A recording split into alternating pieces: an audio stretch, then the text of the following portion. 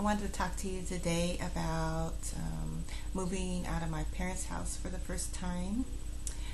Well, I remember being so scared when I first moved out of my parents' house. I had a lot of fears, and I really worried about whether or not I would be able to make it on my own.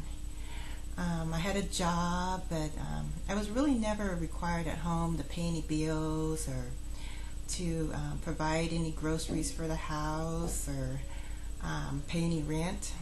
So I was really used to just being relaxed and not having much responsibility on myself. Now, in my father's culture, a home was considered a family home. The female members of the house would actually stay at home, usually only leaving the home maybe for school or when they got married, and when they did get married they would move in with their husband, and the husband's home was usually with their parents, with his parents. And I remember my first apartment. My first apartment was located across from a tavern.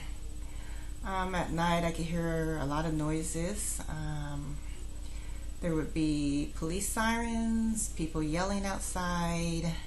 But despite all these annoyances that I heard at night, and I really still enjoyed my apartment.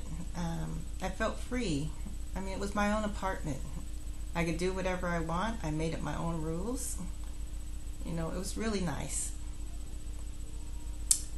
Moving out of my parents' house years ago was a really good experience for me.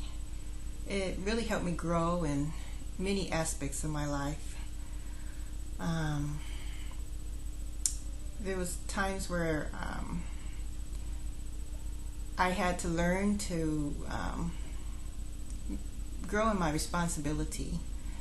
You're free, yes, but I discovered that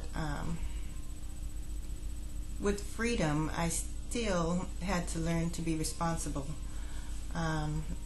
Responsibility could lie with my landlord. If I didn't pay rent, I wouldn't have a place to live.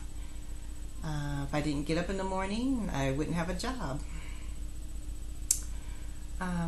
After months of living on my own, I noticed how my life had really changed.